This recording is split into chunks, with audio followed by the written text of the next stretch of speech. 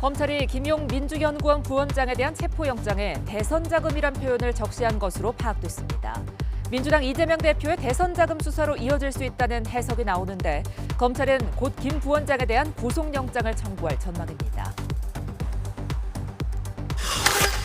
이재명 대표는 김용 부원장 체포와 관련해 불법자금은 1원도 쓴 적이 없다고 반박했고 민주당은 대검찰청에 대한 국정감사를 거부했습니다. 국민의힘은 압수수색을 막은 것은 법치주의에 대한 도전이라고 비판했고 윤석열 대통령도 무엇이 정당한지는 국민이 잘 아실 것이라고 말했습니다. SPC 계열사 빵 공장에서 20대 작업자가 숨진 사건과 관련해 경찰과 고용노동부가 압수수색에 들어갔습니다. 또 계열사 대표를 입건해 중대재해처벌법 위반 여부 등을 들여다보고 있습니다. 코로나19 신규 환자가 이틀 연속 2만 명대를 유지하며 완만한 감소세를 이어갔습니다. 정부는 대중교통이나 병원 등 특정 장소에서만 마스크 착용을 의무화하는 방안을 적극 검토하기로 했습니다. 시청자 여러분 안녕하십니까? 10월 20일 목요일 뉴스가 있는 저녁 시작하겠습니다. 검찰의 대장동 수사가 이재명 민주당 대표 최측근을 상대로 거침없이 진행되면서 그 파장이 일파만파로 확산되고 있습니다. 전국이 한층 더 얼어붙으면서 오늘도 국회 국정감사장이 아수라장이 되어 회의가 중단되는 사태를 빚기도 했습니다. 정가는 코너에서 자세히 전국 진단해보겠습니다. 이재명 더불어민주당 대표의 측근 김용 민주연구원 부원장의 관련 영장엔 김 부원장이 수수한 돈이 대선 자금이라는 표현이 적시된 것으로 확인됐습니다. 검찰이 김 부원장에게 건너간 돈의 사용처를 일부 파악했고 이재명 대표를 겨냥한 수사란 걸 분명히 한 셈입니다.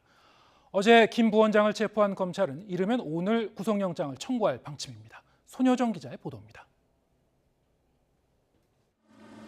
YTN이 확인한 김용 민주연구원 부원장의 불법 정치자금 수수 혐의 관련 영장에는 김 부원장이 대장동 일당에게서 거액의 돈을 건네받은 정황이 구체적으로 담겼습니다. 검찰은 김 부원장이 민주당 대선 후보 경선을 앞둔 지난해 4월부터 8월까지 유동규 전 성남도시개발공사 기획본부장에게서 현금 8억 원을 수수했다고 적시했습니다. 이 돈은 대장동 개발 이익을 가져간 천화동인 4호 소유주 남욱 변호사가 마련해 여러 차례 정민용 변호사를 통해 유 전 본부장에게 전달됐고 최종적으로 유 전 본부장이 김 부원장에게 돈을 건넸다는 게 검찰의 판단입니다. 검찰은 이들이 돈을 주고받은 장소로 천화동인 4호 사무실과 대장동 사업 자금 세탁용으로 세운 유원홀딩스 사무실 등을 지목했습니다. 무엇보다 검찰은 김 부원장이 받은 8억 원의 성격을 대선 자금이라고 못 박았습니다. 김 부원장에게 흘러간 불법 자금이 결국 이재명 민주당 대표의 선거 자금 명목이었다고 의심하는 겁니다. 자금 흐름을 따라가던 검찰이 문제의 돈이 어디에 어떻게 사용됐는지 일부 파악한 것으로 풀이됩니다. 이재명 불법 대선 자금 수사 이렇게 봐도 되겠습니까? 일단 불법 자금 수수 부분에 대해서 수사를 하고 그 자금의 성격이라든지 이런 부분에 대해서도 또 사용처나 하는 것도 수사가 이루어질 것이라고 생각하고 있습니다. 검찰의 이러한 판단은 특히 유 전 본부장의 진술이 결정적인 단서가 된 것으로 알려졌습니다. 검찰은 구체적인 자금 흐름과 관련해선 수사가 한창 진행되고 있다면서도 유 전 본부장 진술 외에도 관련된 모든 증거를 확보하기 위해 최선을 다했다고 설명했습니다. 또 법원에서 체포영장이 발부된 만큼 어느 정도 김 부원장의 혐의가 소명된 것으로 판단한다고 덧붙였습니다. 김 부원장을 체포해 강도 높은 조사를 진행한 검찰은 체포 시한인 내일 오전 안에 구속영장을 청구할 방침입니다. YTN 손효정입니다. 더불어민주당 이재명 대표는 자신을 겨눈 검찰 수사를 야당 탄압으로 규정하고 대선 때 불법 자금은 1원도 쓴 일이 없다고 밝혔습니다. 민주당은 일단 법제사법위원회를 제외하고 국정감사를 재개했는데 당내에선 예견됐던 사법 리스크란 우려의 목소리도 터져나왔습니다. 박기환 기자의 보도입니다. 최측근 김용 부원장 체포와 검찰의 민주연구원 압수수색 시도로 당이 벌집을 쑤신 듯한 혼란한 상황에서 이재명 대표가 직접 입장 표명에 나섰습니다. 국정감사 도중 야당 중앙당사를 압수수색하는 일은 사상 처음이라며 정치가 아니라 탄압이라고 날을 세웠습니다. 조작으로 야당을 탄압하고 정적을 제거하고 그리고 정권을 유지하겠다 이런 생각 버려야 합니다. 우리 의원 여러분들께서 함께 힘 합쳐서 민주주의를 지켜내고 대장동 자금 8억 원이 대선 자금으로 쓰였을 수 있다는 의혹도 일축하며 김용 부원장의 결백을 믿는다고 강조했습니다. 대선 자금 운운하는데 불법 자금은 이론 본 일도 쓴 일도 없습니다. 저는 여전히 그의 결백함을 믿습니다. 이 대표는 긴급 의원총회와 긴급 최고위원회의를 연달아 개최하며 당내 동요를 맡고 대여투쟁 단일 대우 결속에 주력했습니다. 당 지도부도 검찰 수사를 강하게 규탄하며 이 대표를 적극적으로 엄호했습니다. 야당 당사 침탈, 야당 탄압, 정치 보복 즉각 중단하시기 바랍니다. 5년 임기 금방 갑니다. 세상 공짜 없습니다. 뿌린 대로 거두게 돼 있습니다. 문재인 정부 인사와 이 대표를 향한 전방위 사정 바람에 민주당 내부에선 윤석열 정부 검찰을 향한 격앙된 분위기가 지배적입니다. 하지만 당 일각에선 예견됐던 사법 리스크가 표면화했다는 우려의 목소리도 나오기 시작했습니다. 당에 누가 오는 건 안 된다. 그건 우리가 개인으로부터 당으로 전염되는 거니까 막아야 될 거 아니냐. 구조적으로 그런 점을 생각해서 당대표 있지 않는 게 좋다. 그런 주장을 했던 거죠. 민주당은 검찰 수사 대응과는 별개로 법제사법위원회를 제외한 국회 상임위 국정감사에 하루 만에 복귀했습니다. 하지만 검찰이 언제든 다시 민주당사 압수수색에 나설 수 있는 만큼 이재명 대표를 향한 수사의 향배에 따라 전국은 또다시 경랑에 휩싸일 가능성이 큽니다.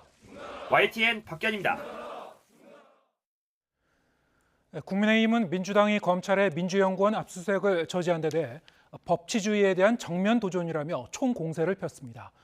떳떳하다면 문을 열고 검찰의 압수수색에 응하라고 거듭 압박했습니다. 엄윤주 기자의 보도입니다. 전날 민주당의 국정감사 중단 선언에 예정됐던 충청 현장 비대위 회의를 취소한 국민의힘 지도부는 일제히 민주당과 이재명 대표를 향해 포문을 열었습니다. 보복 수사라고 주장하는 민주당이 떳떳하다면 압수수색을 막을 이유가 없다고 꼬집었습니다. 민주당이 떳떳하다면 물리력을 동원해서 민주연구원 부원장의 사무실에 대한 압수수색을 막을 이유가 없는 것 아닙니까? 민주당은 민주당사를 즉각 개방하고 정당한 법 집행에 응해 주셔야 할 것입니다. 특히 물리력으로 검찰의 압수수색을 거부한 건 법치주의와 민주주의에 대한 정면 도전이라고 날을 세웠습니다. 애초 구린 게 많아서 민주당이 필사적으로 막는 것이 아니냐는 말까지 나왔습니다. 정치적으로도 본인들에게 뭔가 구린 것이 많아서 저렇게 막는구나 하는 인상을 국민들에게 줄 뿐만 아니라 자신들의 존립 근거조차도 부정하는 일입니다.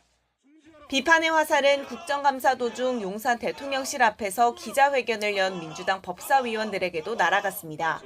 민주당이 이재명 대표를 구하기 위해 명운을 걸었다며 직격탄을 쐈습니다. 번지수가 틀려도 한참 틀렸다. 민주당이 이재명 대표의 민주당 명운을 다 건 정치 도박의 판돈 생각에 판단력이 흐려졌다고 밖에 볼 수 없다. 검찰의 민주연구원 압수수색 등을 놓고 여야는 한치 양보도 없는 신경전을 벌이고 있습니다. 수사가 속도를 내는 만큼 여야의 대치 전선은 더욱 가팔라질 전망입니다. YTN 엄윤주입니다. 윤석열 대통령이 더불어민주당이 상임위를 통과시킨 양곡관리법에 대해 농업 재정 낭비라며 국회 심도 있는 논의를 주문했습니다. 민주당은 이러한 윤 대통령의 발언이 거짓 주장이라고 강력히 반발했습니다. 박석영 기자가 보도합니다. 출근길 기자들과 만난 윤석열 대통령은 전날 국회 상임위를 통과한 양곡관리법에 대해 먼저 언급했습니다. 민주당이 비용 추계도 없이 통과시켰다며 정부가 의무적으로 쌀을 사면 공급 과잉이 심해지고 농업 재정도 낭비된다고 비판했습니다. 심도 있는 논의를 해달라 당부했는데 사실상 반대 뜻을 분명히 전한 셈입니다. 정부의 재량사항으로 맡겨놔야지 수요와 공급의 격차를 점점 줄여가면서 우리 재정과 농산물의 낭비를 막을 수가 있습니다. 국회에서 조금 더 심도 있는 논의를 해주기를 당부드립니다. 윤 대통령은 쌀값 폭락을 막기 위해 정부가 올해 역대 최대 규모로 쌀을 격리했다는 사실도 언급하며 이렇게 정부 재량으로 해야 수요와 공급 격차를 줄여 재정이나 농산물의 낭비를 막을 수 있다고 강조했습니다. 대통령실 역시 윤 대통령의 발언에 힘을 실었습니다. 대통령실 관계자들은 YTN에 예산은 한정된 만큼 농업진흥이나 지원 관련 재정이 부족해질 수 있다. 소비자들은 세금을 들이고 비싼 쌀을 먹게 된다고 말했습니다. 또 수요가 없으면 공급을 줄여야 하는데 의무적으로 사는 건 포퓰리즘이라고 지적했습니다. 반면 민주당은 농업재정 낭비를 언급한 윤 대통령의 발언이 거짓 주장이라고 맞받아쳤습니다. 논의 다른 작물을 재배하면 지원해주는 논타작물 재배 지원 사업과 병행하면 오히려 재정을 절약할 수 있다는 겁니다. 논타작물 재배 지원 사업에 재정을 투여하면 정부 여당이 주장하는 1조 원의 예산 없이도 쌀값을 유지할 수 있습니다. 이미 문재인 정부가 증명했습니다. 아울러 현 정부의 쌀 시장 격리가 골든타임을 놓친 사후 약방문에 불과하다고 덧붙였습니다. 양곡관리법이 법사위, 본회의 문턱까지 넘게 되면 대통령은 거부권을 행사할 수 있습니다. 대통령실은 아직 거부권 행사까지는 생각하지 않고 있다며 국회에서 잘 정리될 거로 기대한다고 밝혔습니다. YTN 박서경입니다. 서해 공무원 피격 사건의 책임자였던 서욱 전 국방부 장관과 김홍희 전 해경청장이 내일 구속 갈림길에 섭니다. 자진 월북이 아닌 걸 알고도 직권을 남용해 허위 공문서를 쓰게 했는지 등이 핵심 쟁점이 될 것으로 보입니다. 한동호 기자의 보도입니다. 서욱 전 국방부 장관의 혐의는 직권남용과 허위 공문서 작성 등입니다. 재작년 9월 고 이대준 씨가 북한군에 피살된 뒤 자진 월북했다는 정부 판단과 배치되는 군사기밀을 군 정보망인 밈스에서 삭제하거나 합참보고서에 허위 내용을 쓰도록 지시했다는 겁니다. 피살 이튿날 관계장관회의가 열린 뒤 서 전 장관 지시로 밈스에서 군 첩보 관련 보고서 60건이 무더기로 삭제됐다는 게 감사원 감사 결과입니다. 김홍희 전 해양경찰청장은 이 씨 사건 당시 해경 총책임자로 직권남용과 허위 공문서 작성 혐의와 함께 현실 도피 목적으로 월북했다는 수사 결과 발표로 사자의 명예를 훼손했다는 혐의도 받습니다. 특히 이 씨 발견 당시 한자가 적힌 구명조끼를 입고 있었다는 보고를 받고도 나는 안 본 걸로 할게라고 말했다는 해경 관계자 진술도 나왔습니다. 검찰 관계자는 국가기관들이 헌법과 법령에서 정한 절차에 따라 국민을 위해 국가가 할 의무를 제대로 수행했는지 과연 국가는 무엇인가라는 의미 있는 사건이라고 강조했습니다. 구속영장 청구는 검찰 조사에 임하는 태도와 행적 등을 고려할 때 신병을 신속히 확보하는 게 제대로 된 수사를 위해 불가피했다고 설명했습니다. 그러나 서 전 장관과 김 전 청장은 검찰 조사에서 혐의를 강하게 부인한 것으로 전해졌습니다. 구속심사의 주된 쟁점은 허위성 인식 여부가 될 것으로 보입니다. 이들이 허위라는 걸 인식하고도 자진 월북 프레임을 갖고 직권을 남용했는지 어떤 진술과 물적 증거로 뒷받침됐냐에 따라 구속 여부가 달렸다는 겁니다. 공공수사를 담당했던 부장검사 출신 변호사는 직권남용에 있어 절차상 삭제하면 안 되는 정보를 삭제하게 시켜 의무 없는 일을 하게 했는지, 즉 정보 처리 절차의 부당성도 핵심이 될 거라고 강조했습니다. 결국 정당성을 주장하는 피고인들과 허위성을 강조하는 검찰 주장 가운데 재판부가 어떤 논리에 손을 들어줄지가 관건이 될 것으로 보입니다. YTN 한동우입니다.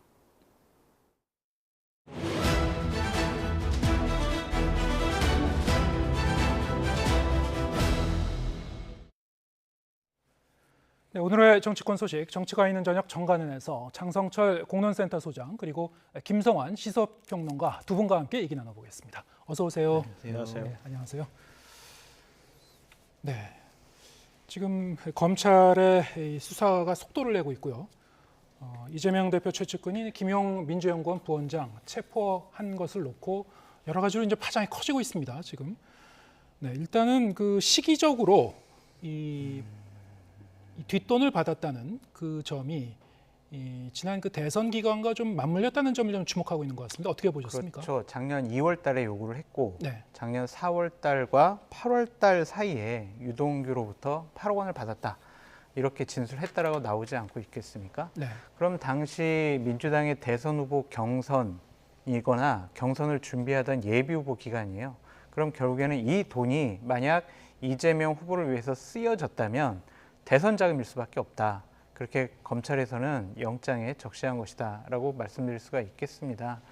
그러니까 이 부분이 자꾸 민주당에서는 정치 탄압, 야당에 대한 보복 이런 식으로 얘기를 하고 있는데 이것이 밝혀진 것은 이재명 성남시장 시절에 이재명 시장의 여러 가지 하명을 받아서 대장동 사업을 진행했던 유동규 본부장이 이 사안에 대해서 진술을 한 거예요.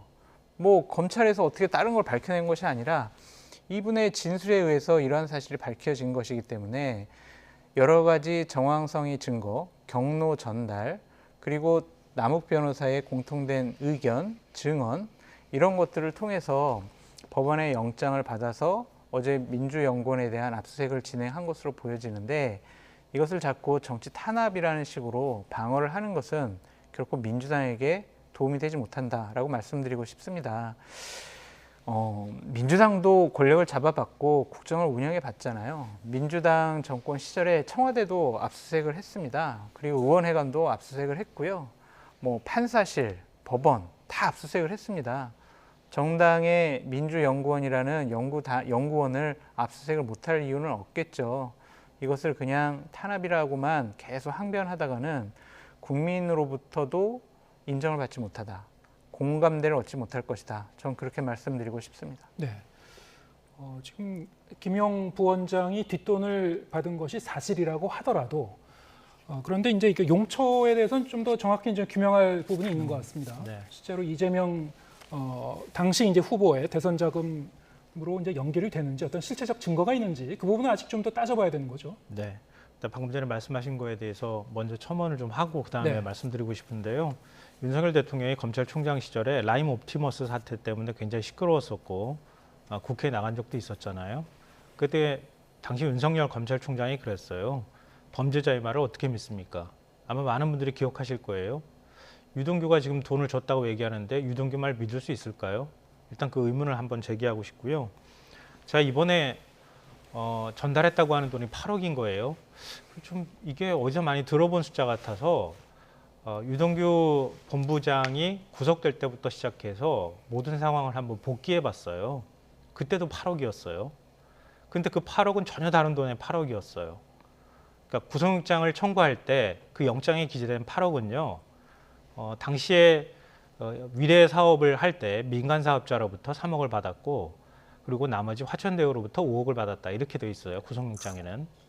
근데 기소를 할 때 공소장에는 어떻게 돼 있냐면요. 갑자기 난데없이 5억이 빠졌어요.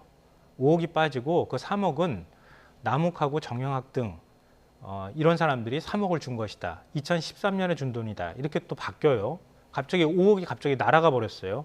왜 날아가 버렸냐면은 그 5억 원이 김만배가 남욱한테 대여금으로 받은 돈을 건네줬는데 그 자금 추적이 잘 안 됐다. 이게 이유였어요. 근데 이번에 또 8억이 됐잖아요. 왜 8억에 집착했는지 잘 모르겠지만 그 8억 중에 돈이 흘러간 흐름이 뭐냐면요.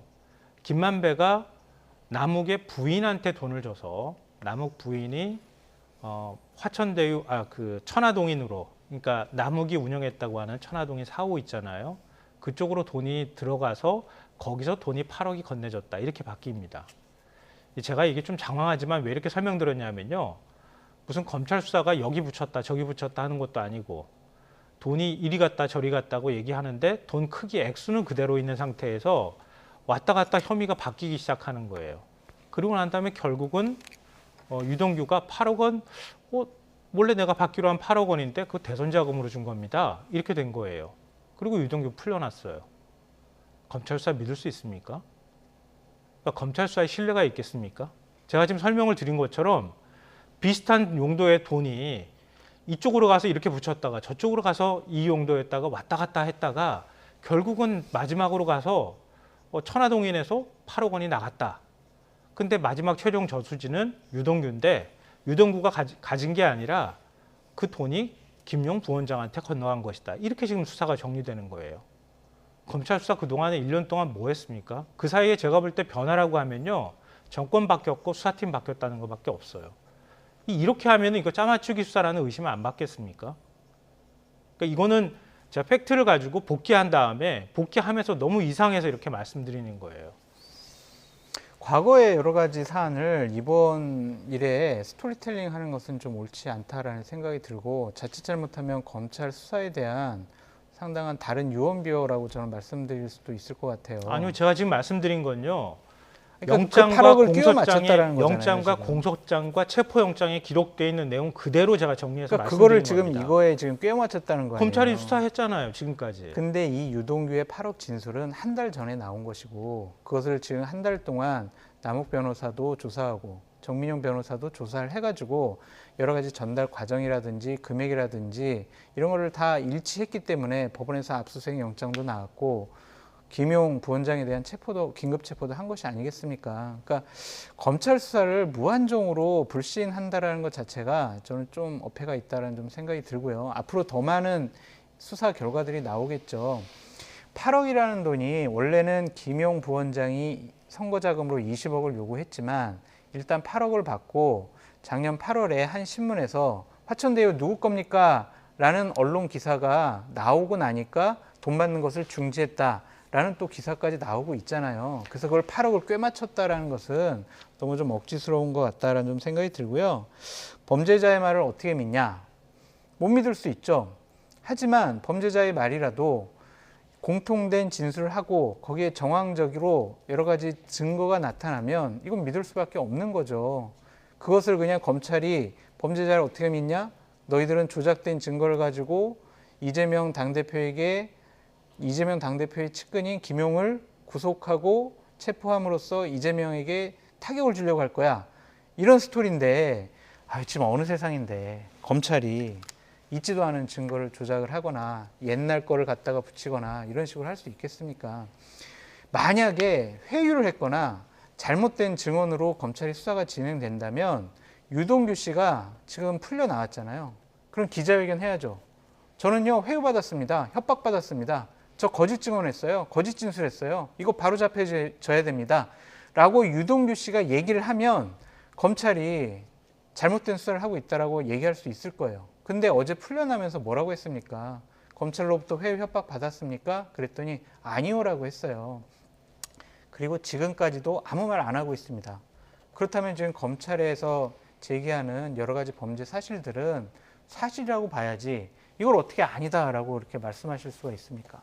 그러니까 제가 스토리라고 하는 표현을 저한테 지금 쓰셨는데요. 제가 아까 다시 한번 말씀드리지만 검찰이 유동규 체포영장 발부했을 때 영장 내용하고요. 그다음에 공소장 내용하고 이번에 체포영장 김용 부원장한테 발부했을 때 그 내용 그대로 세 개를 제가 비교해서 말씀드린 거예요. 돈이 이렇게 왔다 갔다 하는데 같은 금액의 돈이 한때는 이쪽으로 갔다가 그 다음에는 이쪽으로 갔다가 이렇게 여기 붙였다 저기 붙였다 하는 의심을 사기에 충분한 내용이 들어가 있기 때문에 제가 말씀드리는 거고요. 그 돈이 그 돈인가 보죠. 검찰이 그렇게 수사해서 공소장, 영장에다가 기록한 내용을 제가 비교해서 말씀드렸다는 말씀 드리고요. 윤석열 대통령 발언 제가 인용해서 말씀드렸잖아요. 그때 언제 어느 상황에서 얘기했냐면은 검사들이 향응받았다고 하는 얘기 나왔을 때 했던 거예요. 그 발언이. 근데 100만 원 이하로 다 쪼개기 향응받았다고 나중에 처벌도 안 하는 걸로 해놨잖아요. 근데 결국은 무죄 판결까지 받도록 했더라고요. 근데 그 얘기였다는 말씀 드리고요. 유동규 입장에서 왜 그 입을 안 열 수밖에 없느냐 하면은 중범죄자였잖아요. 네. 뇌물을 받은 사람이었어요. 8억 뇌물 받았던 사람이라고 영장에 최초에 기재되어 있던 사람이에요. 중간에 3억으로 바뀌긴 했지만 근데 그렇게 하면은 형량이 적지 않을 거예요. 네. 근데 지금 이 말대로라면 유동규 입장에서는 돈 심부름한 거밖에 안 되는 거예요. 유동규 입장에서 뭐하러 제가 거짓 진술했습니까? 말하겠습니까? 김성환 평론가님의 추측이잖아요. 아니요. 제가 지금 맞잖아요. 8억 원을 유동규는 자기가 쓴 게 아니라 받아서 대선 자금으로 전달해 줬다면서요. 네. 뇌물 어디 갔냐고요. 뇌물 아니라면서요. 정치자금법 위반이 되는 거잖아요. 유동규가 입열 이유가 있겠어요? 보통의 뇌물 사건이 그렇기 때문에 중간에 전달했던 사람들이 진술을 바꾸거나 이런 일들이 벌어진 과거의 전례들이 있는 거예요. 아까는 그 돈과 이 돈이 다르다고 말씀하셔놓고 지금은 예? 또 같은 금액이라고 말씀하시면 그게 무슨 말씀? 제가 그래서 8억이든 3억이든 간에 유동규 입장에서 뇌물을 받은 사람이 돼버린 거잖아요. 1억 이상 뇌물일 경우에는 형량이 적지 않다는 사실 아마 아실 거예요. 700억을 요구했다는 것에 대해서도 지금 수사가 진행 중입니다. 그러니까 그러리라고 믿고 싶어요, 저는. 네. 근데 그것도요, 처음에는 700억 받기로 약정을 해서 그중에 8억 먼저 받았다 이렇게 얘기를 했거든요, 검찰이. 그렇죠. 근데 그 다음에 공소장에는요, 70억 받기로 하고 8억 먼저 받았다 이렇게 바뀌어요. 제가 말씀드렸던 거 3억 먼저 받았다 이렇게 바뀌어요, 공소장에는. 근데 이번에 또 다시 8억이 된 거예요, 그게.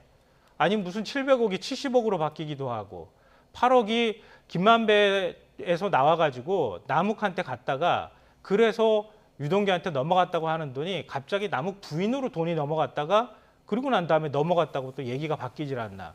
검찰 수사 그래서 신뢰할 수 있겠냐고 제가 물어보는 거예요. 처음에 문재인 정권 하에서의 검찰에서 제대로 수사를 하지 않은 것이 이번에 윤석열 정권 들어서 수사팀도 바꾸고 수사 담당자도 바뀌어서 제대로 수사했다 이렇게 볼 수도 있지 않겠습니까? 과거에 했던 유동규 씨나 남욱의 진술은 거짓 진술이었고 이번에 수사를 받다 보니까 제대로 진술한 것이다 이렇게도 볼 수가 있잖아요. 언제까지 문재인 정부 검찰 시절이다 이렇게 얘기할 겁니까? 문재인 정부 탓 언제까지 할 거예요? 예, 정권교체총장이 잠깐만요. 제가 좀 개입을 대통령이잖아요. 하겠습니다. 예.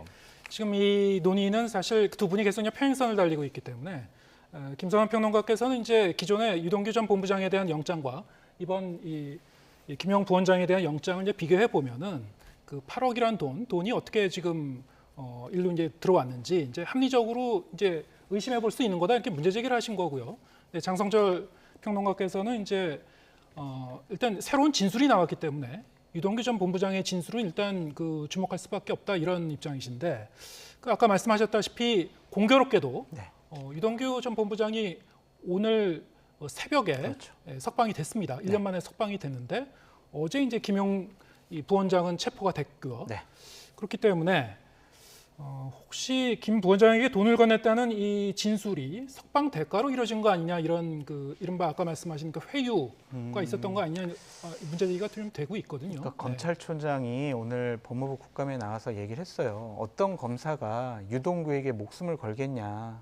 유동규를 협박하고 회유해가지고 거짓된 증언을 진술을 이끌어내면 그 검사 무사하겠냐 이런 식의 얘기를 했거든요. 타당한 말인 것 같아요. 그리고 석방될 사람한테 어떻게 회유와 협박을 하겠습니까? 밖에 나가서 민주당 당사가 가지고 민주당 의원들 다 뒤에다 놓고 저 협박받았습니다. 회유당했습니다. 기자회견만 어떻게 할 거예요? 그럼 검찰이 남아나겠습니까? 일단 지금 뇌물 전달의 경우와 정치자금 전달의 경우는 이제 형량의 차이가 있단 말이죠. 많이 있죠. 네, 많이 있기 때문에 그 점을 이제 사람들이 좀 의심하고 있는 것 같은데 어떻게 보셨습니까? 참 공교롭죠. 네. 이렇게 맞추기도 쉽지 않죠. 그러니까 우리 뇌물 받은 피의자의 경우에 이런 식으로 구속기한 만료됐다고 해서 풀어주는 경우 제가 거의 본 적이 없는 것 같아요. 일반적인 사례하고 비춰봤을 때도 상식적으로 좀 납득이 안 되는 거예요. 수억 원의 뇌물을 받았다고 검찰이 수사한 사람이고 기소한 사람이에요. 1년 동안 재판을 받았어요. 그것 때문에. 그랬던 사람이 갑자기 나 그 돈이 대선 자금이었어 이렇게 얘기하고 나니까 구속기한 연장 안 하고 그냥 풀어준다고 하면 뭔가 모종에 뭔가 있지 않을까라고 의심을 어떻게 안 할 수가 있겠어요. 근데 그 기존에 구속기한 만료됐으니까 어제 풀려나는 날짜를 어떻게 맞추겠느냐 이렇게 또 거꾸로 얘기하더라고요. 근데 검찰의 움직임을 거꾸로 맞추면 되는 거니까 그런 논리는 하나만한 얘기인 것 같고요. 그러니까 이런 여러 가지 정황들 앞서 제가 말씀드렸던 것처럼 검찰 수사 내용이 오락가락하고 돈이 흘러가는 흐름이 이리 갔다 저리 갔다 하는 그런데 액수는 거의 비슷한 마치 꿰맞춘 듯한 이런 모습들이 나타난 것하고 같이 연결해 볼 때 뭔가 의심스럽다고밖에 합리적 의심을 안 할 수가 없는 상황이라는 거예요. 그러니까 그러한 의심도 김성환 평론가님께서 하실 수 있지만 아까도 말씀드렸지만 검찰 수사가 오락가락했다라는 부분은 아까도 말씀드렸잖아요. 문재인 정권 하에서 검찰은 자기네 당의 대선 후보에 대해서 제대로 수사하지 않았을 것이다. 정권 교체되고 나서 제대로 수사를 했고 유동규 씨와 남욱이 제대로 진술을 하고 증언을 했다. 이렇게 볼 수도 있잖아요. 그렇기 때문에 이 부분을 갖고 자꾸 예전의 공소장과 지금의 공소장이 다르기 때문에 검찰이 조작하고 어떤 다른 형식의 어떤 압력이 가해졌을 거야 이런 식으로 좀 비판을 하거나 생각을 하고 판단을 하는 것은 좀 검찰 수사에 대한 모독이 아닌가라는 좀 생각까지 들어요. 그러니까 우리가 제한된 이런 정보들을 갖고 추측을 통해서 검찰 수사 잘못된 것 같아라고 단정하는 것도 상당히 좀 무리가 있어 보입니다. 유동규 씨의 진술이 맞다면, 그 진술을 남욱 변호사가 확인해 준 것이 맞다면 이재명 당대표로서는 상당히 치명적인 일이 될 거예요. 자신의 분신과 같은 김용이라는 민주연구원 부원장이 대선 자금 형식으로 8억을 받았다면 이건 정말 중대한 범죄죠. 그런 것들을 탄핵하기 위해서라면 정말 김용은 돈을 받지 않았고 그 돈이 받았더라도 김용이 자의적으로 본인이 달라고 해서 본인이 썼다, 이런 식으로 방어를 해야지, 검찰 수사는 무조건 잘못된 것 같아 라고 접근을 하기 시작을 하면 이 사건 민주당에게, 이재명 당대표에게 그렇게 유리하게 흘러가지 않습니다. 그러니까 제가 그런 것 같아 뭐 이렇게 얘기하는 거라기보다는 상황 자체가 의심할 수밖에 없는 상황이다라는 걸 말씀드리는 거고요. 아니, 우리나라 검찰이 수사하고 기소하겠다는데 그거 어떻게 막을 수가 있겠어요. 나중에 재판 결과를 그건 말해야 되지 않겠습니까? 근데 재판 결과가 아마 다르다고 해서 그 수사했던 검사가 뭐 징계받을 것 같지는 않아요. 제가 볼 땐. 그렇게 해서 징계받았다는 검사 별로 보지를 못해가지고요. 또 어찌됐든 뇌물 사건의 경우에는 지금 받았다고 하는 사람, 줬다고 하는 사람, 돈이 흘러갔다고 지금 보는 거 아니에요. 그러면 그걸 받지 않았다고 하는 입증 책임이 또 있기 때문에 그렇죠. 김용 부원장한테 그걸 증명하고 입증하는 작업은 아마 할 거예요. 기소하면 어쩔 수 없이 재판을 받아야 되고 그 과정에서 할 수밖에 없는 거잖아요. 근데 뭐 제가 그냥 굳이 말씀드리자면 이제 이런 거예요. 그러니까 만약에 지금 수사한 게 맞았다고 전제를 하죠. 근데 예를 들면 유동규의 발언, 그러니까 진술 하나 빼고 나머지를 저희가 말씀드린 거잖아요. 그러니까 유동규의 진술이 나오면 그 진술을 가지고 역으로 다 상황을 꿰맞출 수도 있으니까. 네. 근데 그러면 문재인 정부 검찰은 다 사건 조작했다는 얘기가 되는 거잖아요. 수사를 적극적으로 하지 않았다. 아니, 그러니까 왜냐하면 제가 돈의 흐름이 같은 액수인데 한 번은 일로 갔다가 한 번 일로 갔다고 말씀드렸잖아요. 그건 제가 추측한 게 아니라 검찰이 밝힌 내용을 근거로 해서 말씀드리는 거란 말이에요. 그러면 문재인 정부가 그렇게 수사했다면 문재인 정부 검찰은 뭐 수사를 제대로 하지 않든 아니면은 흐름을 왜곡시켰거나 이렇게 했다는 얘기나 마찬가지 아니겠어요? 과연 그걸 검찰이 동의할지는 잘 모르겠어요. 제가 볼 때는. 또 어찌 됐든 간에 그러니까 지금 뭐 전국 흐름으로 봤을 때도 많은 분들이 느끼셨겠지만 전임 국방부 장관, 해경청장, 현양에서 구속영장 청구하고요. 전임 대통령 비서실장 갑자기 검찰로 불러가지고 수사하고요. 그리고 김용 얘기 갑자기 나오면서 체포영장 발부하고 민주당 당사 압수수색하고 덤비고, 아마 연내까지는 계속 이렇게 가다가 궁극적으로는 이재명 대표나 문재인 대통령 부르겠다고 얘기할 것 같아요. 제가 볼 때는. 그러니까 이걸 사정정국이라고 얘기하지 않을 사람은 별로 없을 것 같아요. 그러니까 그런 맥락 속에서 글쎄요. 어디까지 신뢰할지 저도 자세히 모르겠어요. 제가 수사하는 검사는 아니기 때문에. 이걸 제대로 된 방향이라고 생각하시는 국민이 얼마나 되실까, 여기에 의문을 제기하고요. 그만큼 그렇게 열심히 수사하고 진짜 수사 잘하는 윤석열 정부의 검찰이라고 하면, 그러면 김건희 여사 수사도 그만큼 하면 참 좋겠다. 그러니까 그거는 도이치모터스 주가 조작 사건이나 이런 건 왜 그럼 안 하는가, 이런 부분에 대한 답도 같이 내놓으면서 했으면 좋겠어요. 제대로 해야죠. 제대로 해야 되는데 제가 꼭 드리고 싶은 말씀이 뭐냐면, 전임 정권의 잘못된 일들이 어떤 수사나 제보로 인해서 발견이 됐어요. 그리고 전임 민주당 정권 하에서 집권 여당의 대선 후보였던 사람에 대한 부정과 비리와 부패 같은 여러 가지 혐의가 발견됐어요. 그것도 검찰이 다른 적극적인 수사를 한 것이 아니라 이재명 당대표와 함께 일했던 그런 사람들이 불었어요. 진술했어요. 그랬더라도 야, 이거 정치보복으로 인식될 수 있으니까, 이거 정치 탄압으로 인식될 수 있으니까, 야당 대선 후보에 대한 보복이 될 수 있으니까 이거 그냥 덮자, 이럴 수는 없잖아요. 그럼 조사는 해야 될 거 아니겠습니까? 그러면 김용이 혐의가 있다면 당연히 체포해서 확인을 해야 되고, 거기서 만약 해명이 다 되면 진짜 안 받은 것이 해명이 되고, 그 유동규나 남욱 진술이 허위였으면 그냥 풀려날 거 아니겠습니까? 지금 상황에서 조작은 할 수 없을 거 아니에요. 그러니까 이런 것들은 우리가 좀 수사를 지켜봐야지 자꾸 검찰 수사를 못 믿겠다라는 식으로 접근하는 것은 옳지 못한 것 같습니다. 네, 국민의힘이 야당이라면 그렇게 얘기했겠어요. 예. 이런 상황이었다면 그런 식으로 얘기했겠어요. 그렇죠. 그렇게 아마 하지 않았을 거예요. 제가 알겠습니다. 볼 때는. 예. 제가 오늘 한 질문을 한두 개 정도 드렸던 것 같은데 20분이 다 지나가 버렸습니다. 그렇습니까? 네, 두 분의 공방이 오늘 아주 불꽃 튀기는 공방을 벌이셔가지고 죄송합니다. 네, 검찰의 압수수색이 어제 이제 불발됐습니다만 네. 앞으로 이제 다시 재시도가 있을 것 같고 어떻게 진행되는지 잘 지켜봐야 될 것 같습니다. 오늘 말씀 여기까지 듣겠습니다. 장성철 공론센터 소장 그리고 김성환 시사평론가 두 분이었습니다. 고맙습니다.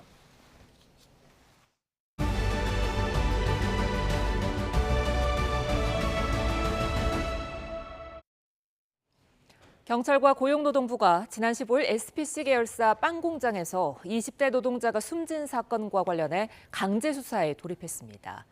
고용노동부는 SPC 계열사 대표를 입건해 중대재해처벌법 위반 여부 등을 들여다보고 있습니다. 자세한 내용 취재기자 연결해 알아봅니다. 김혜린 기자. 네, 사회 1부입니다. 네, 경찰이 사고가 일어난 지 닷새 만에 압수수색을 진행 중이죠. 네, 경찰과 고용노동부는 오늘 오후 5시쯤부터 경기 평택시 추팔산업단지에 있는 SPC 계열사 SPL에 대해 합동 압수수색에 들어갔습니다. 사고가 일어난 공장을 포함해 사무실 등 5곳을 압수수색해 내부 작업 절차와 안전 매뉴얼 등 이번 사고와 관련한 자료를 확보 중인 것으로 파악됐습니다. 고용노동부 경기지청은 이번 사고가 혼합기 끼임 방호장치 등 기본적인 안전조치가 없어 일어난 것으로 보고 있습니다. 현장 노동자들은 안전사고를 방지하기 위해 지켜져야 하는 2인 1조 근무수칙이 지켜지지 않고 안전교육도 제대로 이뤄지지 않았다고 증언하고 있습니다. 고용노동부는 2인 1조 작업규정 준수 여부나 산업안전보건법상 안전보건교육 규정 준수 여부도 들여다보겠다는 방침입니다. 하지만 2인 1조 근무가 현행법상 규정된 내용은 아닌 만큼 사측이 작업 위험성을 알고서 이에 대한 조치로 2인 1조 근무에 대한 규정을 뒀는지가 쟁점이 될 것으로 보입니다. 앞서 지난 4월에도 SPL 공장에서 끼임 부상 사고가 2차례 발생한 것으로 파악돼 이후 재해 재발 방지 대책이 이행됐는지에 대해서도 수사가 진행 중입니다. 이를 위해 고용노동부는 지난 18일 SPL 대표이사를 산업안전보건법과 중대재해처벌법 위반 혐의로 입건해 조사를 벌이고 있습니다. 경찰도 현장 안전책임자인 SPL 평택 공장장을 업무상 과실치사 혐의로 입건하고 공장 관계자들을 상대로 참고인 조사를 진행하는 등 사고 경위와 관리 책임 여부를 조사하고 있습니다. 지금까지 사회 1부에서 전해드렸습니다. 카카오 먹통 대란 이후 정부와 정치권은 데이터 센터 관리에 국가가 개입할 수 있게 법을 바꾸겠다고 나섰습니다. 하지만 이미 2년여 전에 나왔던 법안을 재탕하는 수준이라 소 잃고 외양간 고치기란 비판이 나옵니다. 보도에 권남기 기자입니다. 우선 카카오나 네이버와 같은 부가통신 사업자에 의무적으로 이중화를 시키는 방안이 거론됩니다. 이번 화재와 같은 재난에 대비해 같은 시스템을 2개 이상 준비하는 걸 법으로 강제하겠다는 겁니다. 올 연말 이전에라도 할 수 있으면 여야가 협의를 해서 우선적 법안으로 검토하도록 그렇게 하겠습니다. 해당 법이 통과되면 데이터 센터 안전관리에 정부가 관여하고 과징금까지 부과할 수 있게 됩니다. 정부와 여야 모두 적극적이라 법 통과 가능성이 크지만 업계는 반발합니다. 2년 전 비슷한 법이 나왔을 때 네이버와 카카오, 쿠팡 등의 회원인 인터넷 기업협회는 지나친 규제라며 반대한 바 있습니다. 카카오톡은 이제 국민 대다수가 쓰기 때문에 공공성을 지닌 서비스가 됐습니다. 대통령의 독과점 대응 발언으로 수면 위에 떠오른 온라인 플랫폼 공정화법, 이른바 온플법은 조금 더 셈법이 복잡합니다. 온라인 플랫폼 기업이 입점업체에 갑질하는 걸 막겠다는 게 주요 내용인데 자유를 내세운 정부와 추진 의지를 밝힌 야당의 온도차가 여전합니다. 업계는 플랫폼 기업이 갑의 위치에 있는 게 증명된 적이 없다며 거세게 반대하고 있습니다. 갈수록 온라인 플랫폼의 위상이나 위력이 더 커질 것으로 예상되기 때문에 이 부분에 대해서는 적절한 제도적 규율이 되지 않고서는 다만 이 같은 법안이나 논의는 이미 다 나왔던 것들이란 점에서 소 잃고 외양간 고치기란 비판이 나옵니다. 특히 데이터 센터 관리에 국가가 개입하는 법 개정안은 2년 7개월 전에 발의됐지만 당시 여야 모두 반대하며 폐기됐습니다. YTN 권남기입니다. 금리 인상과 거래 절벽 여파로 전국 아파트 가격이 2012년 조사 이후 사상 최대 낙폭을 기록했습니다. 이런 가운데 마용성이라 불리며 서울의 노른자위로 불리는 마포에서 1년 전 15억 원이었던 아파트가 최근 8억 원에 팔린 사례까지 나왔습니다. 이동우 기자가 취재했습니다. 지난 2001년 입주한 600여 가구 규모의 서울 마포구 염리동 아파트. 교통 여건이 우수해 전용 면적 84제곱미터가 지난해 9월 15억 4,500만 원에 거래되는데 최근 절반 가격인 8억 원에 팔렸습니다. 같은 평형대 최근 전세가 8억 1천만 원보다 낮게 매매가 이뤄진 것입니다. 근처 중개업소들은 금리 인상과 거래 절벽 여파로 집값이 급락하는 추세이지만 믿기 어려운 거래라고 주장합니다. 세입자가 샀다는데 그러면 자기들이 거래 신고 자체가 잘못됐을 수도 있는 거고요. 보증금 빼고 뭐 해서 샀다는 얘기도 있고 현실적으로는 불가능한 금액이에요. 거래 자체가 잘 안 되는 편이에요. 하지만 이 아파트 외에도 최근 30%에서 50% 가까이 급락한 수도권 아파트는 어렵지 않게 찾아볼 수 있습니다. 실제로 이번 주 서울 아파트 가격은 지난주보다 0.27% 떨어져 2012년 6월 이후 10년 4개월 만에 가장 큰 폭으로 떨어졌습니다. 서울 아파트 가격은 지난 5월 다주택자 양도세 중과 유예로 매물이 급증한 이후에 21주 연속 하락세를 이어가고 있습니다. 전국과 수도권 지방 아파트의 매매가와 전세값도 시세 조사를 시작한 2012년 5월 이후 사상 최대의 낙폭을 기록했습니다. 특히 인천과 경기, 세종, 대전, 대구, 서울의 낙폭이 상대적으로 컸습니다. 전문가들은 금리 인상 기조가 바뀌지 않는 한 당분간 집값 하락은 불가피하다고 전망합니다. 가파르게 금리가 오르면서 거래 절벽 속에 추가 가격 하락이 예상돼서 일부 급금매만 거래되며 낙폭이 확대되고 있습니다. 금리 인상이 마무리될 때까지는 이러한 가격 하락이 불가피해 보입니다. 이처럼 집값이 급락하면서 깡통 전세 우려로 전세 수요가 줄어 전세값도 당분간 하락세를 피하기 어려울 것으로 보입니다. YTN 이동호입니다.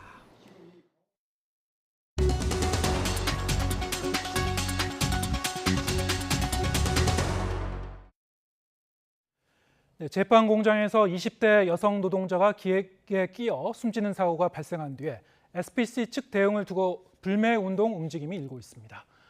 고용노동부가 SPL 대표이사를 중대재해처벌법 위반 혐의로 입건하면서 모회사인 SPC에도 적용될지 관심이 커지고 있습니다. 사건 이슈 코너에서 장윤민 변호사와 함께 자세한 얘기 나눠보겠습니다. 어서 오세요. 네, 안녕하세요. 네, 이번 평택 빵 공장 사고 20대 노동자가 이제 사망하면서 이게 이제 사고 예방책부터 그 사후 대응 과정까지 참 여러 가지로 많은 분들의 이제 공분을 일으킬 만한 그 내용들이 많았던 것 같아요. 그렇습니다. 네. 사실 사고 자체도 있을 수 없는 사고라고 볼 수가 있죠. 이 기기가 이 소스를 배합하는 그런 큰 대규모의 그런 기기였습니다. 거기에 끼임 사고가 또 사망 사고로 발생을 하게 된 건데 네. 기본적으로 이런 구조를 가진 기구 같은 경우에는 뭐 앞치마나 이런 부분도 많이 착용을 하고 근로자들이 근로를 하기 때문에 쉽게 사고가 나올 수가 있는 구조였습니다. 노조 측의 주장을 들어보면 안전 펜스를 좀 설치해달라고 지속적으로 요구를 했다라고 있는 진술도 나오고 있고요. 실제로 기기 자체가 사람이 직접 이 접촉을 하는 걸 막기 위해서 뚜껑을 설치했고 뚜껑이 만약에 열리게 되면 아예 기기 자체가 좀 정지하는 그런 시스템으로 구동을 하는 것이 안전하기도 한데 안전 감지 시스템도 9개의 이런 혼합기 중에 한 2개 정도만 설치돼 있다라고 지금 보도가 나오고 있기도 해서 안전 관리에 상당히 좀 소홀했다라는 점은 좀 지적을 피하기가 어려울 것 같고 이게 단순한 지적에 그치는 것이 아니라 중대재해처벌법으로 이게 법적으로 처벌을 받을 수 있는 사안이기 때문에 오늘 압수수색이 단행되기도 했고요. 아마 여러 증거물, 내규랄지 어떤 안전 지침을 갖고 있달지 그리고 지금까지 어떤 안전 기준을 수립해오고 실제로 어떤 계획들이 있는지 등에 대한 이런 자료들을 분석할 수밖에 없을 겁니다. 그런 것을 통해서 그렇다면 중대재해처벌법 위반으로 어느 정도로 처벌할 수 있을 것인지를 수사기관이 형량할 것으로 보입니다. 네. 이번 사고 역시 기본적인 안전 규정만 잘 지켰어도 예방할 수 있는 사고였다. 그렇습니다. 좀 안타까운 일인데 지금 이제 산업안전보건법과 중대재해처벌법 위반 혐의로 일단 SPL 대표이사는 입건했어요. 네, 그렇습니다. 좀 구체적으로 그 내용을 좀 들여다보면은 네. 지금 이게 거론되고 있는 것들은 일단 교반기 네. 이 소스를 이제 혼합하는 소스 혼합기에 이제 자동 방호 장치가 없었다는 거죠. 그렇습니다. 예. 없었습니다. 그것만 있었어도 센서가 이제 작동해서 이제 이 작동을 멈췄을 텐데 네. 이거 역시 이런 법 규정의 어떤 그 위반 혐의를 이제 가려내는데 굉장히 네. 중요한 잣대가 되는 건가요? 그렇습니다. 여러 가지 지표를 볼 수 있는데 지금 말씀 주신 대로 모두 설치가 안 됐던 건 아니고 센서기가 9대 중에 2대 정도에는 설치가 돼 있다라고 돼 있거든요. 네. 그렇다면 사측 입장에서는 이 공장 영업지를 운영하는 주최 측 입장에서는 이게 필요하다는 걸 인지했다라고 볼 수 있는 겁니다. 2대는 최소한 설치를 했기 때문에. 네. 그리고 지금 계속해서 나오고 있는 2인 1조 시스템 이야기가 나오고 있는데 이 사고 시간대가 또 새벽 시간대였기 때문에 3인 1조라는 내규를 갖고 있었다라는 또 이야기도 나오고 있습니다. 최소한 2명 이상이 한 업무를 하도록 하는 내규를 갖고 있었던 걸로 보이는데 이것은 다른 각각의 업무를 하는 사람 2명이 한 공간에 있으라는 의미가 아닙니다. 안전을 담보하기 위해서 동일한 업무를 2명이 동시에 수행하라는 것이었거든요. 그런데 해당 공장 같은 경우에는 한 명은 다른 재료 준비를 하고 있었고 사고를 당한 피해자 같은 경우에는 소스 배합기를 만지고 있었던 거 아니겠습니까? 그렇다면 이건 정확한 의미의 2인 1조라고 보기도 어렵습니다. 이런 규정을 내규로 갖고 있으면서도 왜 제대로 시행하지 않았는지, 그리고 최근에도 여기 실사 등을 검토한 결과를 보면 CCTV도 없었다라고 합니다. 그렇다면 이게 사실상 어떤 해태한 부분, 주의를 다하지 않은 부분과 관련해서 증거가 남을 것을 우려한 건 아닌지, 이런 작은 것부터 큰 것까지 전부 다 이제 압수수색도 단행됐기 때문에 이 법적으로 들여다볼 수밖에 없을 것 같습니다. 2인 1조로 제대로 근무하지 않았던 네. 부분은 사실 이제 법 규정에는 그것이 명시되어 있지는 않다고 하더라고요. 맞습니다. 하지만 회사 내규에 규정돼 있다면 그걸 이제 문제 삼을 수 있는 겁니까? 그렇습니다. 법적으로? 네. 왜 그러냐면 이런 내규를 만들었는지 여부도 상당히 관건입니다. 이 중대재해처벌법에서 처벌하는 것은 단순히 사고가 났다라는 것을 어떤 처벌하는 데 목적이 있다라기보단 사전적인 안전 방지 대책을 정확하게 수립했는지 여부거든요. 그래서 회사로서도 이거는 어떤 위험도 등등을 객관적으로 따져봤을 때 2명이 한 번에 근무하는 것이 맞겠다. 내규를 세웠다는 건 이게 혼자 업무를 맡겼을 때는 산업재해 등이 발생할 수도 있는 여지가 있구나를 미리 알고 있었구나, 이게 검토가 됐구나라고 볼 수 있는 정황이기 때문에 그렇습니다. 네.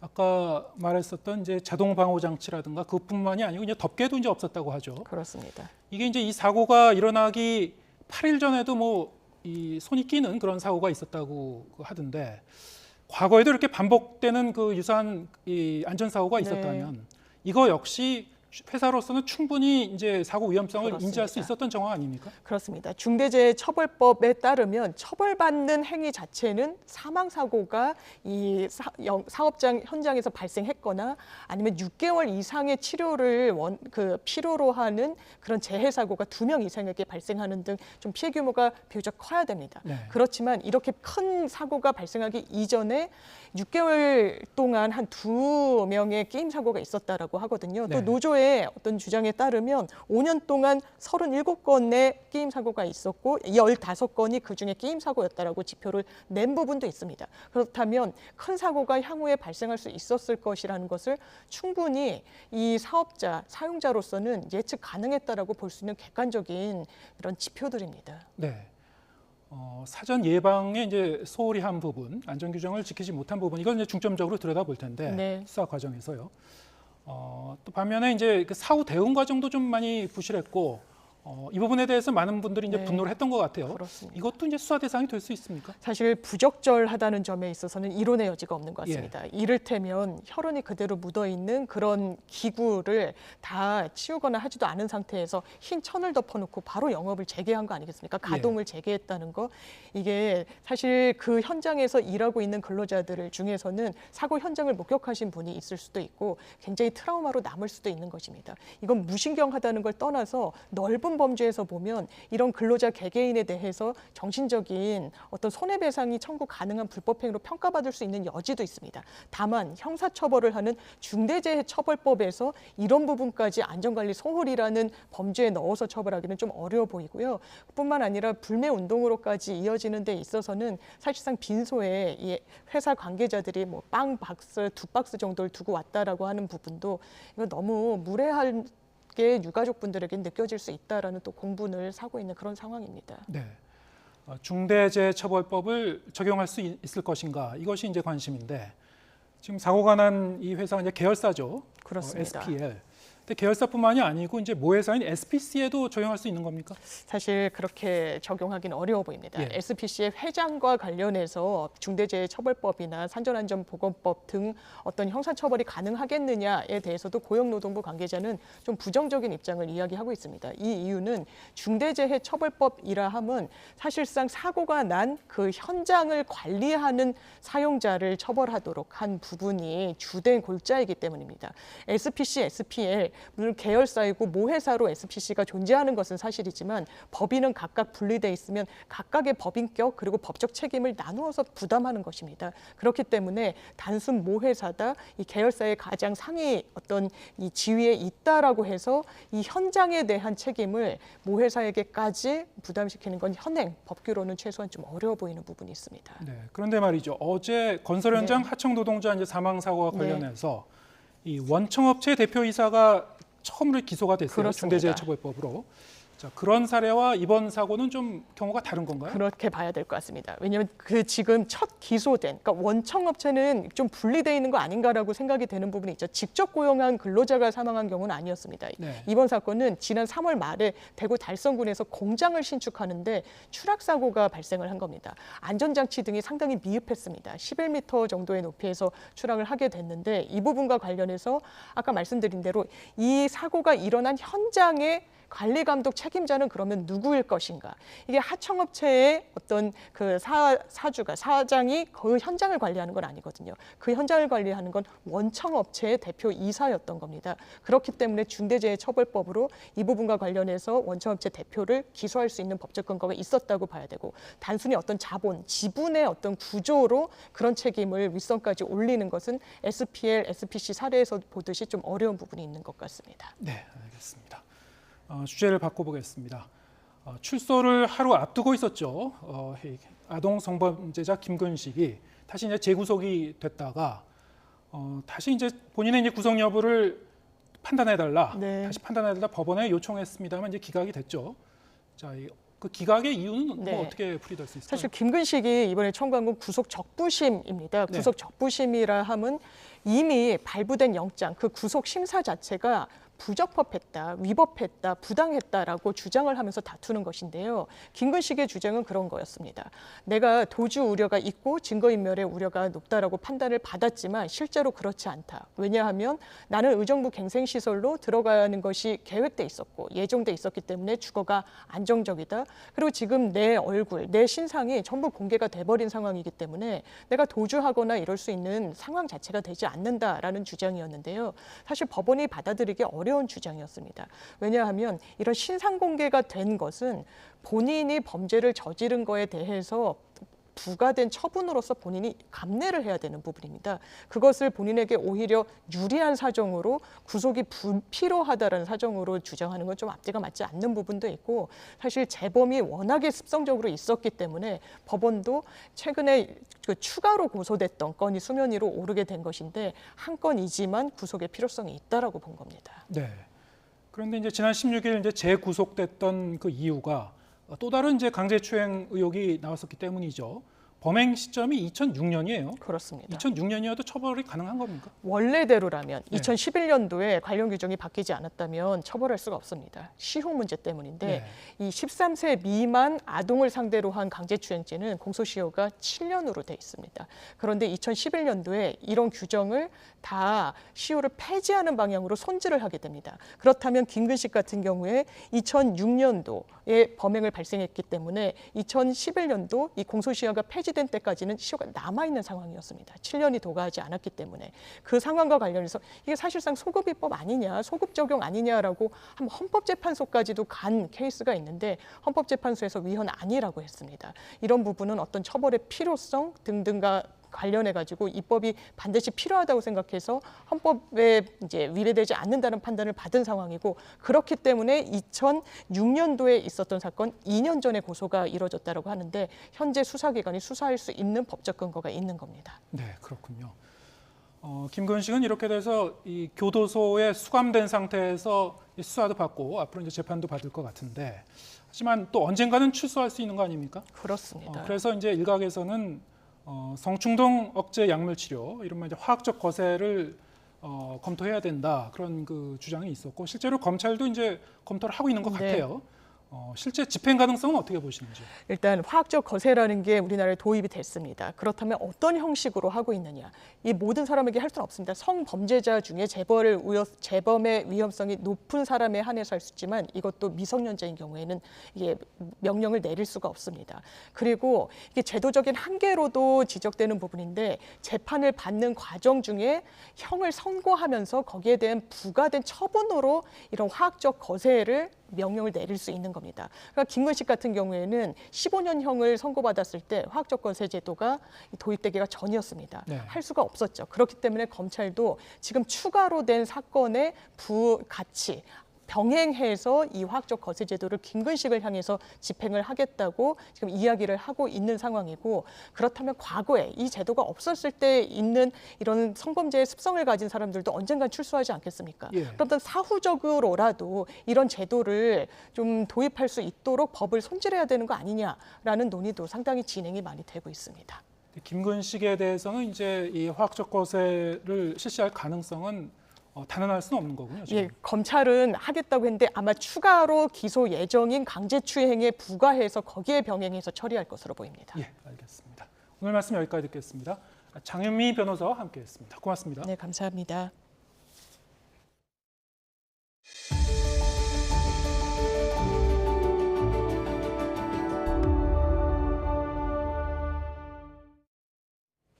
온라인에서 화제가 된 소식을 전해드리는 오늘 세 컷.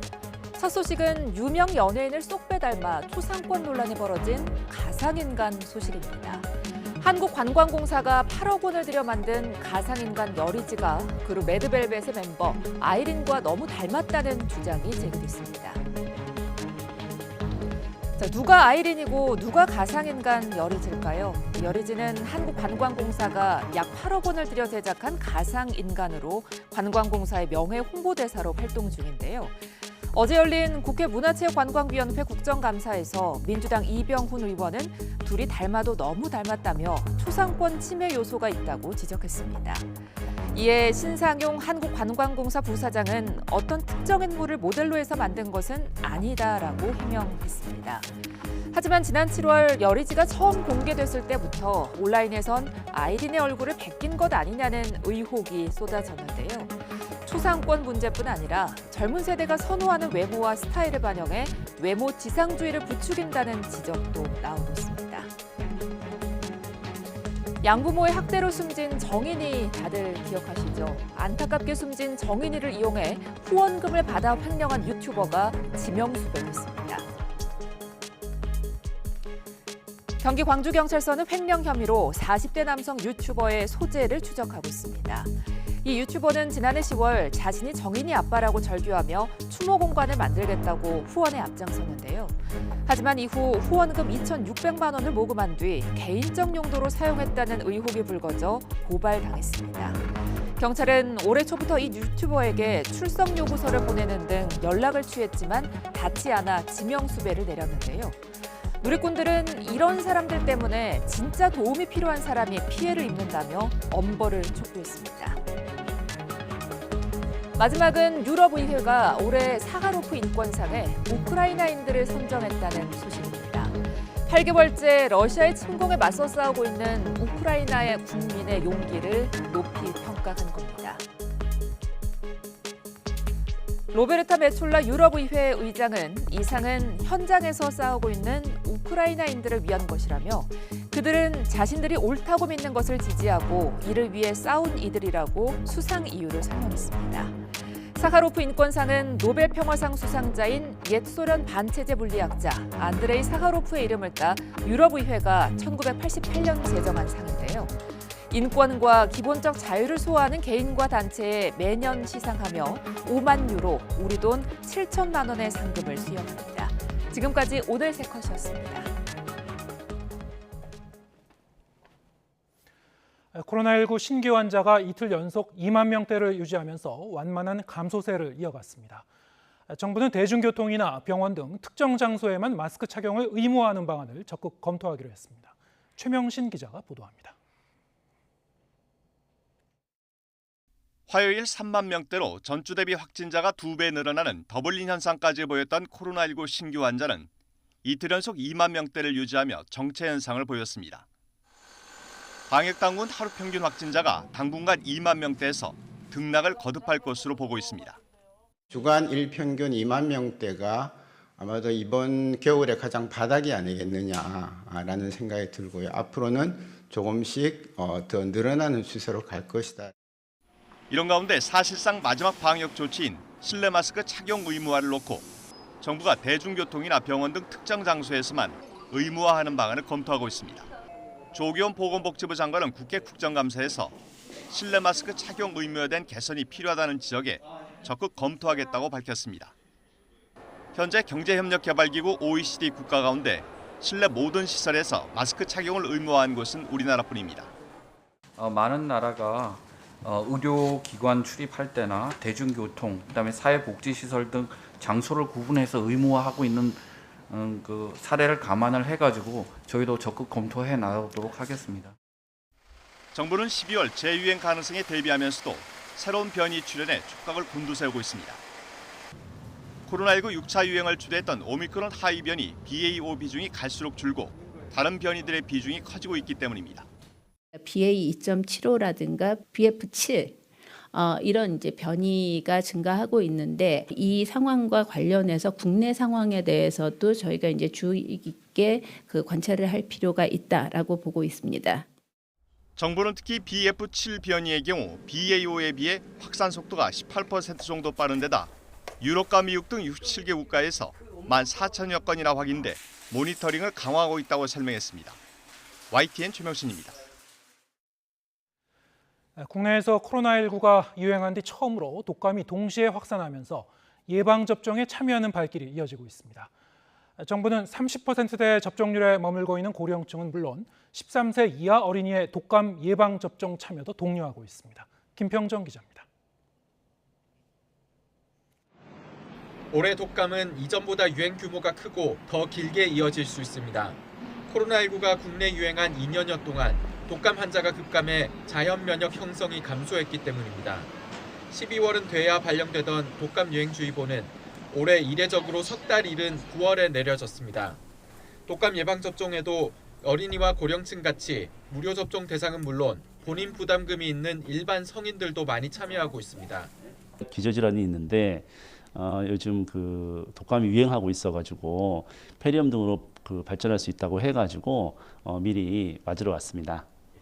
독감에 걸리면 38에서 40도 정도의 고열과 오한을 포함해 근육통과 두통이 심하게 나타납니다. 영유아와 고령층, 임신부와 만성질환자 등은 폐렴으로 진행할 수 있어 특히 주의해야 합니다. 독감에 걸리게 되면 독감의 합병증이 아주 크게 나타나실 수 있기 때문에 기저질환자나 고령자, 어린이, 임산부들은 꼭 독감 예방접종을 하셔야 합니다. 현재 독감 백신 무료 접종이 시행 중인 70세 이상 고령층의 참여율은 30%대에 머물고 있습니다. 65세 이상 무료 접종도 시작되는 만큼 정부는 접종률을 더 끌어올리려 독려하고 있습니다.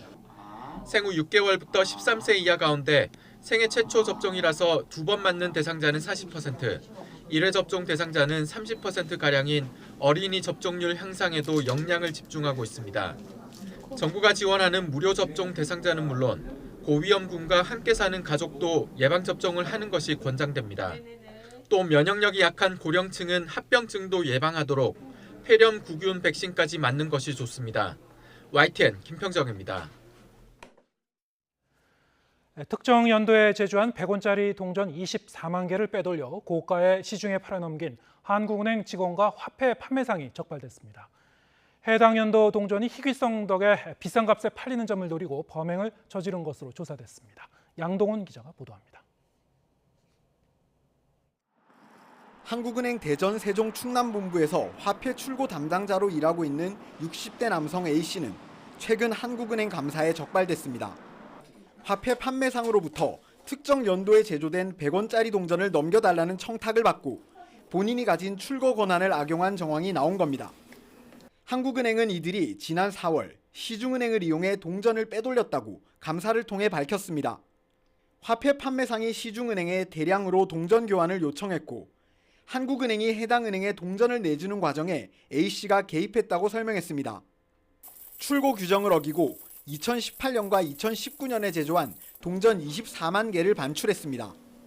원래는 먼저 제조된 동전, 그러니까 2017년에 만든 동전부터 출고해야 하지만 보관 담당자에게 부탁해 출고 순서를 바꾼 거로 조사됐습니다. 알고 보니 2018년과 2019년 주화는 발행량 자체가 적은 데다 유통량도 적어 화폐 수집가들이 군침을 흘리는 상황이었습니다. 특히 비싸게 팔리는 건 아직 개봉되지 않은 상태의 미사용 동전. 실제로 한 희귀 화폐 판매업자는 해당 동전을 밖으로 빼돌릴 수만 있으면 수십 배 수익이 보장된다고 이야기했습니다. 다 같아 일반적으로 수집가들은 거의 구경하기 힘들어요. 수집가들 개별 가격으로 팔면은 하나에 50배 이상 100원짜리가 5,000원 한다는 거예요. 최소한으로. 결국 범행을 모의한 판매상은 이렇게 얻은 주화의 20%가량을 액면가의 최대 80배에 달하는 금액으로 팔아 수억 원의 부당이익을 챙겼고 그중 일부를 A씨에게 넘겨준 거로 조사됐습니다. 경찰은 이들을 청탁금지법 위반과 뇌물 혐의로 입건해 조사하고 있으며 두 사람에게 구속영장을 신청하는 방안도 검토하고 있다고 밝혔습니다.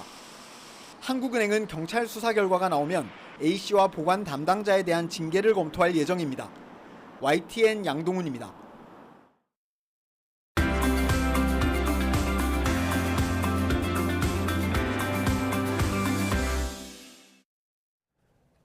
월간 유의저 시간입니다. 이번 달은 결혼과 관련한 다양한 이야기를 전해드리고 있습니다. 지난 시간 출산과 양육 이야기에 이어 오늘은 늦어지는 결혼과 출산으로 인한 난임 문제를 짚어봅니다. 권희범 PD 나와 있습니다. 안녕하십니까? 네, 어서 오세요. 네, 요즘 결혼을 늦게 하는 만혼이 늘면서 난임도 늘고 있다는 보도가 있던데요. 실제로 어떻습니까? 네, 난임은 말 그대로 임신이 어려운 상태를 가리키는데요. 병원에서는 피임하지 않고 부부관계를 1년 이상 지속했는데도 임신이 되지 않는 경우를 난임으로 보고 있습니다. 앵커 말씀대로 이 난임 환자는 최근 꾸준히 증가하고 있습니다. 건강보험심사평가원의 자료를 보면 지난 2017년 20만여 명이었던 난임 환자가 4년 뒤인 지난해는 25만 명 정도로 20% 정도 늘었습니다. 가파른 증가세죠. 자연스럽게 인공수정이나 시험관 아기 등 임신을 위해 의학의 힘을 빌리는 보조생식술, 일반적으로 난임 시술이라고 부르죠. 이 난임 시술 역시 증가하고 있습니다. 지난 2017년부터는 건강보험도 적용되면서 지난 2018년 11만 6천여 건에서 지난해 14만 4천여 건으로 증가했습니다. 지난 월간 유의저 시간에 전해드린 것처럼 결혼과 출산 나이 역시 늦어지는 추세가 이어지고 있는데요. 이 때문에 전문가들은 앞으로도 난임 환자가 더 늘어날 것으로 예상하고 있습니다. 네, 아이를 원하지만 갖지 못한다면 부부에게 참 힘든 일 중 하나일 것 같은데요. 이 때문에 결혼 생활까지 어려움을 겪는 분들도 있다고요? 네, 이번 취재를 위해 전문가와 다양한 사례자를 만날 수 있었는데요. 난임 부부들이 겪는 어려움이 굉장히 크다는 걸 느낄 수 있었습니다. 육체적 고통은 말할 것도 없고 정신적인 고통을 호소하는 부부도 많았습니다. 일부는 이혼 위기를 겪기도 하는데요. 네. 이 내용 다룬 영상 보시겠습니다.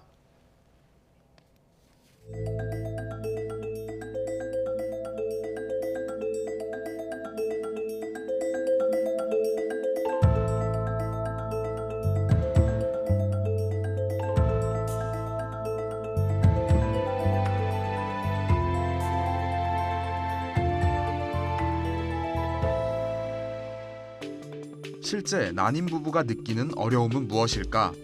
난임 치료 1년 만에 임신에 성공한 김모 씨를 만나봤습니다.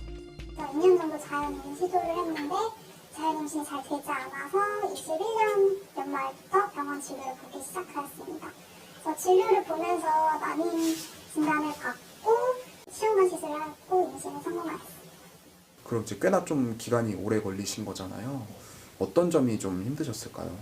일단은 호르몬제 복용을 하다 보니까 살이 많이 찌더라고요. 그거에서도 오는 우울감이 있었고 배주사를 직접 놔야 되니까 배에 멍드는 것도 보고 배란이를 받아서 부부관계를 해야 되는데 흔히들 그걸 숙제라고 말을 하더라고요. 숙제라는 그 부담감에 부부관계를 진행하게 되면 이게 내가 지금 뭘 하고 있는 건지라는 생각도 많이 들고 여기가 아기 집이거든요. 아직 다른 게 생기지 않아서. 김 씨는 다행히 임신에 성공했지만 그 과정이 쉽지만은 않았습니다. 난임 치료는 어떤 과정을 거치는 걸까요? 전문의에게 물어봤습니다. 정상적인 부부 관계를 하시는 부부가 1년 피임 없이 1년간의 부부 생활을 하였을 때 임신이 되지 않은 경우를 난임으로 정의를 할 수가 있습니다. 남편분은 정액 검사를 시행하고 여성분들 같은 경우에는 기본적으로 생리 2일차나 3일차에 내원하셔서 난소나이를 비롯한 호르몬 검사 등을 시행을 하고 초음파 검사를 시행을 합니다. 그 이후에 생리가 끝난 직후 며칠 이내에 나팔관 조영술을 시행을 하게 되고 이런 검진 과정도 만만치 않은데요. 이후 진행하는 인공수정이나 시험관 아기 시술 역시 고단합니다. 임신에 실패했을 때 부부가 큰 고통을 경험하는 이유입니다. 그렇다면 난임 때문에 결혼 생활에 문제가 생기는 경우는 없을까? 이혼 전문 변호사를 만나봤습니다. 난임 때문에 그 난임 시술 과정에서 어려움으로 부부관계가 파탄나거나 이혼에까지 이르는 경우도 있나요? 예, 실제로 그런 경우가 꽤 많습니다. 난임 시술 과정에서 상대방이 그 건강 정보나 이런 신체 정보에 대해서 알지 못했던 부분을 알면서 또는 비협조한다거나 그런 갈등들이 생기다 보니까 그로 인해서 이혼에 이르는 경우가 꽤 많습니다. 난임이나 이제 불임 이런 것들이 이혼의 유책 사유가 되기도 하나요? 그 난임 자체는 사실 우리 법원에서 얘기하는 재판상 이혼 사유에는 해당하지 않습니다. 이제 다만 이렇게 난임을 겪는 부부들이 그런 갈등이 계속 깊어지게 되고 이제 그런 경우는 혼인 파탄으로 이혼이 되는 경우가 있습니다. 어떤 경우들이 있었을까요? 임신을 원하던 이제 여성분이 직장까지 그만두고 난임 시술을 받았는데 계속 이제 그 임신에 실패를 하다 보니까 우울증이 심해졌고 그런 과정에서 이제 남편과의 관계도 점점 악화되고 나중에 남편 쪽에서 이제 그 우울하고 항상 우울한 이제 그 여성분과 못 살겠다라고 이혼 청구를 하신 분도 있었고요. 근데 나중에 알고 보니 오히려 남성분이 이제 외도를 하고 있었고 우울증까지 동반하는 난임, 해결책은 없을까요? 난임 상담센터를 찾아가 봤습니다. 머릿속이 임신을 해야 된다는 것으로 가득 차버리기 때문에 부부가 서로 관계하기보다는 임신이 아니면은 대화에 등장할 수 없는 주제가 되는 거죠. 그러면서 시술에는 실패를 하다 보니까 관계에 문제가 생깁니다. 이혼까지 생각을 하게 되는 경우가 있고요.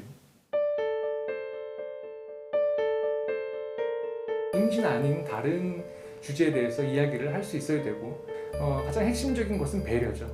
그리고 요즘에는 무료로 상담을 받을 수 있는 기관들이 많이 있습니다. 도움을 받으시기를 권해드립니다.